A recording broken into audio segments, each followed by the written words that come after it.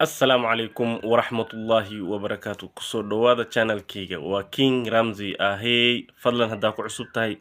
subscribe ha iga iloobin sharetan ha iga iloobin like sar comment sidaas waaye insha Allah maanta waxaa gudaha u galaynaa wararkeena taliya qoslaaye iyo asxaabtiisa oo maxkamadda sare ee isla gaareen insha Allah maanta maxkamadda sare iyo ayaka maxaa kala qabsan doono waa arki doonaa insha warkaas insha Allah warma idin daalinayo toos aan gudaha u galaynaa caqli bini'aadamka geli kara maaha qof sarkaal oo mas'uul inuu wax qaldan uu sabab qaldan uu qof u diri karo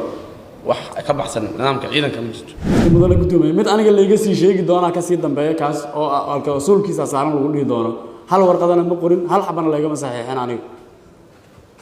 kan aw eedaynta oo kala jeedinaya haddana hal xaba kama jirto lama socon dad afduubto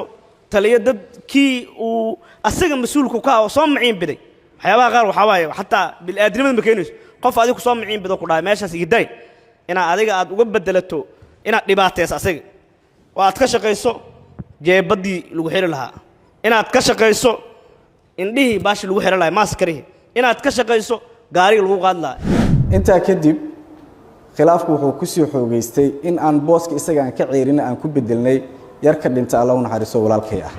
taliyihii hore ee taliya qoslaaye iyo xasan dhinac ay ka soo degeen gaari taliyaha wuxuu weydiistay jeebo wuxuu dhahay jeeb baan rabaa jeeb isi waa u doonay waa u soo baxshay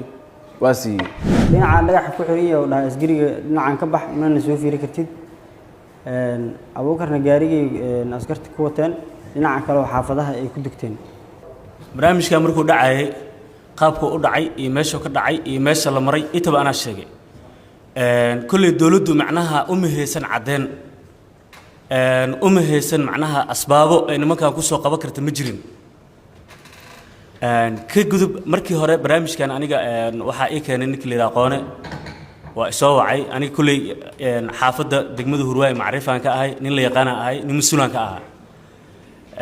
ka suko marka qoone marka isbaranay kadib inaan qaraabanaana isku baranay waa la soo wacay waxa la yirinayo akoon perfectia u baahanahay waa isla socon habeenkaas ku dhax soo tamiya kalaad isla socon taliya staff waa saan wada Soomaa taliyahaaga habeenkii dhacdada dhaceysay mid la socda asaga gaarigiis wata miya isku gaari ma saarneedeen ma aniga gaariga sarfta soo leeyahay yaa ku dir shaqadaas asaga idar gaariga soo wado aniga gaari wuxuu aana ma weyn qoslaaye gudoomiye warkaas wax ka jira ma jiraan waa baan awur wax caqli bini'aadamka geli kara maaha qof sarkaal oo mas'uul inuu wax qaldan uu sabab qaldan uu qof u diri karo wax ka baxsan nidaamka ciidanka ma jirto hal xaba kama jirto mudane gudoomiye mid aniga layga sii sheegi doonaa ka sii dambeeya kaas oo alka rasuulkiisa saaran lagu dhihi doono hal warqadana ma qorin hal xabana laga masaxeexin aniga kan aw eedaynta oo kala jeedinaya haddana hal xaba kama jirto lama socon dambina ma gelin weligeen way saragna laakiin hal xabo dambiya ma aanan wada gelin taliya dad afduubto taliya dad kii uu asaga mas'uulku ka ah soo maciin biday waxyaabaha qaar waxa waaye xataa bil aadrimada ma keenayso qof adigu soo maciin bido ku dhaay meeshaas igiday ina adiga aad uga bedelato ina dhibaateys asaga oo aad ka shaqeyso jeebadii lagu xiri lahaa inaad ka shaqeyso indhihii baashi lagu xiri lahaa maaskarihi inaad ka shaqeyso gaariga lagu qaad lahaa inaad ka shaqeyso askar aan ku diiwaan gashnay inaad u adeegsato inaad ka shaqeyso jidkii meesha cabitaanku ku cablaay inaad u istaagto inaad ka shaqeyso taarkidiis inaad sawirato waxyaabahaas oo dhan inaad haddana ka shaqeyso ninka lacagta ku soo diray inaad adiga naftirkiis aad disho waa lacag oo soo dir waa soo sheeg lacagaha u diray si wax dhaxmar waa soo sheeg marka sifaadkaas xun oo dhan uu ka shaqeeyay noo gudoomiye marka waxaan cusanaynaa saddexda eedeysana kala ah dhamma bool cabdi fataax maxamed xasan qoslaaye dabla bool maxamed cabdi maxamed qoone iyo liibaan maxamed cumar inay dil toogashaa ku fuliso iyadoo laga cararayo oo fasaadi fil ardi maxaa yeelay Dubai ninkaas ka soo abaabulay balaayada dhan asaas uu ka dambeeyay ninkan waa la mid xamar uu ka abaabulay gaarigiisa ku qaatay waxaad arag jeebadii uu qaatay indhahu ka xiray in indhaha laga xiro ka shaqeeyay meeshii uu geeyay bacmadow afku galshay waxa soo dhan uu ka shaqeeyay bas tooladii oo hadda uu sheegayna waa cadeynay liibaan asaa dhaay gacan amni ugu jirta waa gacanta qoslaaye waa meel kale laga raadinayo marka waxaan codsanaynaa saddexdoodaba inay dil toogashaa ku xukunto midna guddoomiye sidoo kale waxaan raacsannahay oo aan wax racfaan aan ka qaadanin xukunka hore ee maxkamadda ay ku riday xafiiska xilaalinta wax uu ka dalbanaya dhanka kalena ma jirto maadaama asigu uu racfaan soo qaado laakiin kuwan kale dilkii hore inay maxkamadda lagu xukunto maxkamaddana saasaa ka rajeynaa insha allah liibaan waa wada shaqaynayna in muddo ah kadib waxaan ka dareennay in uu qalqal gelinayo ama uu ku takrifalayo ama uu samaynayo waxyaabo ka soo horjeeda heshiisaadkii aan galnay waxaan go-aan ku gaarnay inaan shaqada ka ceyrino annagoo marayna nidaamkii loogu talagalay qof marka uu shaqo ka tegayo waxaan u dirnay warqad official ah oo ka soo baxday xafiiska shirkadda weliba guddoomiyaha xafiiska shirkadda oo markaa xaq uu u qorayo article of association-ka ama xeer hoosaadka shirkadda ee qofka shaqada ka ceyri kara qofka kale email aan ugu dirnay waa uu aqbalay shaqadiina waan ka ceyrinay waanu u sheegnay hantida markaa shirkadda deynaya ugu lahayd intaa kadib khilaafku wuxuu ku sii xoogeystay in aan booska isaga aan ka ceyrin aan ku bedelnay yar ka dhinta Allah u naxariiso walaalkay ah taliyihii hore ee tariiq Qoslaaye iyo xasan dhinac ay ka soo degeen gaari taliyaha wuxuu weydiistay jeebo wuxuu dhahay jeeb baan rabaa jeeb isi waa u doonay waa u soo baxshay waa siiyey xoogaa waa la kaftay maxaa dhahay taliya caawa jeebo ma qaadi jirin caawa xanaaqsatay soo xirtaa markaa wuxuu u dhahay walaalkay baa dhaqan la geenayaa sidaasaa kaga qaadaa markii oo kiiskan dhacay subaxda khamiista ah maxaabiista waxaa ku wareejinayay saldhigga xamar jajab sidaa darteed jabada u baahday waa weydiiyey jabada sidaas jabada ugu qaaday waxaa waaye aniga laakiin jaabi iyo waxba liguma xirin abuukar waa la istaajiyey gaarigaa la geliyey oo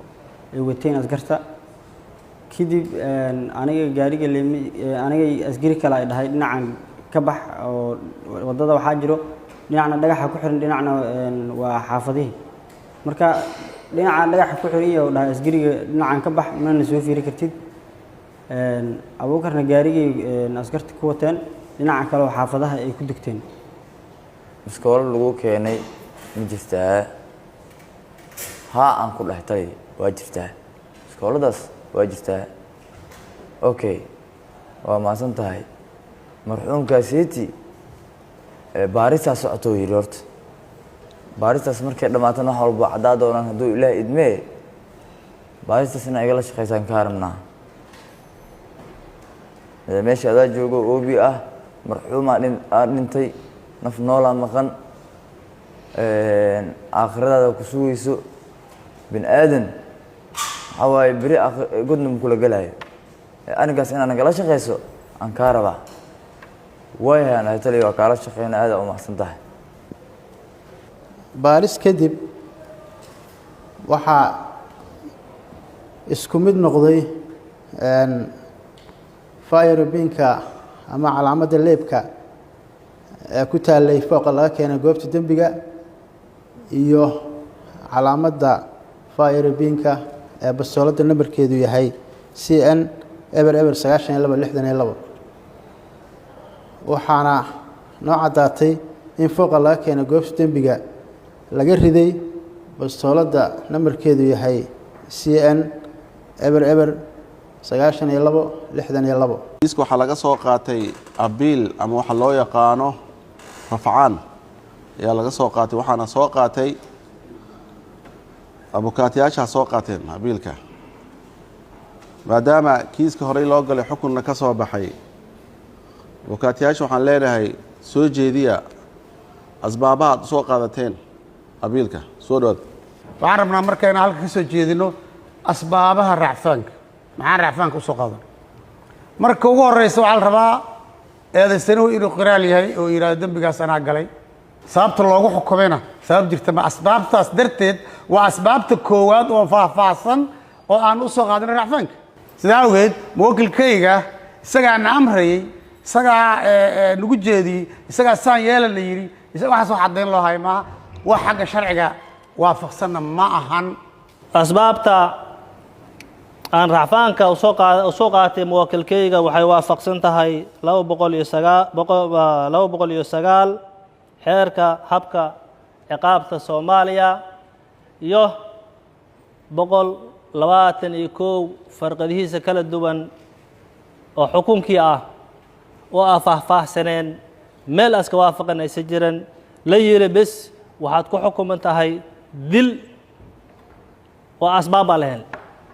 mar waxayna ku heshay qodobada sare ku xusan marka mudane guddoomiye garsoorayaal qodobada sare ku xusan ee 458 iyo 400 iyo 480 iyo 4 iyo 460 waxay kaabayeen ama lagu dhisaayay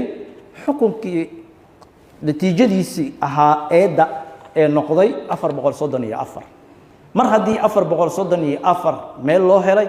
waxaa meesha ka baxaayo mudane guddoomiye garsoorayaal burcadnimadii sababtoo ah ma jirto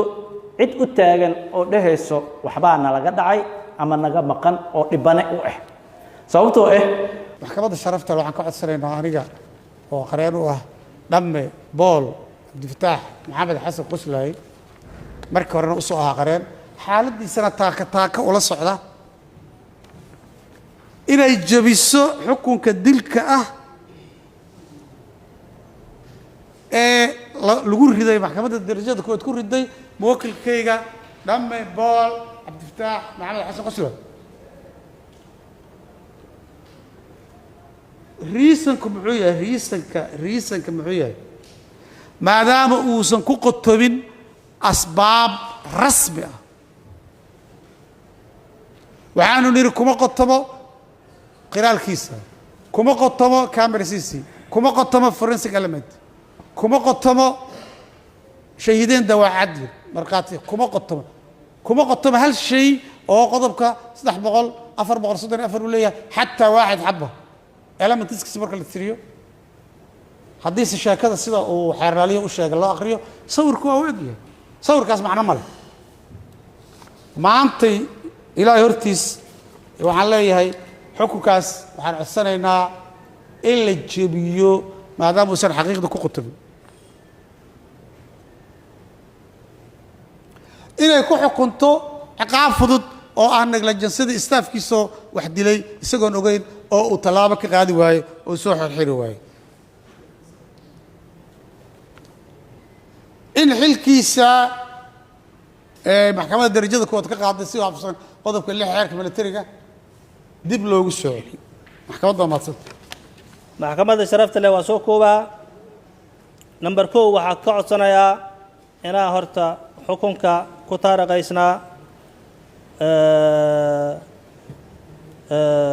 6 bisha 4 2024 oo maxamed cabdi maxamed qoone dilka lagu xukumay horta dilkaas xafiiska xeer ilaalinta waxa soo bandhiga malaha dilkaas inay maxkamadda jabiso bedelkeedani ay xorriyadiisa u soo celiso sababtana ay tahay wax maanta cadeen ah oo waxaas ku saabsan ay maxkamadda keenan waxa kala ku codsanayaa liibaan maxamed cumar oo maqan ah dalka aan joogin markii wax dhacayna ay joogin aan imaanin loo yeerin tookadii hore oo maxkamadda ay ku xukuntay 15 sanane hatta wax maxkamadda horteeda ka difaacaysa jiran asagan inay xorriyadiisa u celiso xukunkaas 15 aan ay ka jabiso maxkamadda sharafta leh waa mahadsanta maxkamadda waxay ahayd xafiiska xeer ilaalinta in wakiilintayda yaasiin iyo maxamed cadaawe iyo xasan loo qaato markhaatiyo lagu dhiso kiiska inay u qaataan xafiiska xeer ilaalinta ay ahayd markii la joogo darajada koowaad oo lagala noqdo eedda si waafaqsan qodobka 112 markaas eedda uu kala noqonayo oo uu isticmaalo markhaati because kiiska maanta aan u fadhinay wax marag ah oo la hor keenay oo cadeeyay malahan marka laga reebo qiraaladii la qorqoray oo lagu kabi karo natiijo in meel albaab ay uga bixiso walow yaqiintii ay maqan tahay taasna waxa iska leh natiijadeeda garsoorka waxaan ku difaacayaa mudane guddoomiye garsoorayaal maxkamadda sharafta leh muwakiilintayda in ay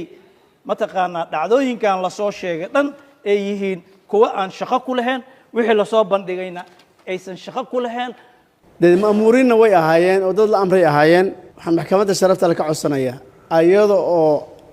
laab furaanta iyo niyad wanaagga iyo waxa meesha ka dhaca inaysan ku qanacsanayn awgeed aysan xaqa aysan meermeerinay say tahay wax u sheegeen waxaan maxkamadda sharafta la ka codsanayaa 10 sano oo darajadii koowaad ay ku xukunta way ku ilduuftay inay maxkamaddu 10 ka cafiso ayagana xorriyadoodii ay dib ugu celiso maxkamaddu waa maadsanta maxkamaddu sidaas ayay ku gabagabeysan tahay wixii go'aan ahna maxkamadda dib soo sheegi doonto wabillahi tawfiiq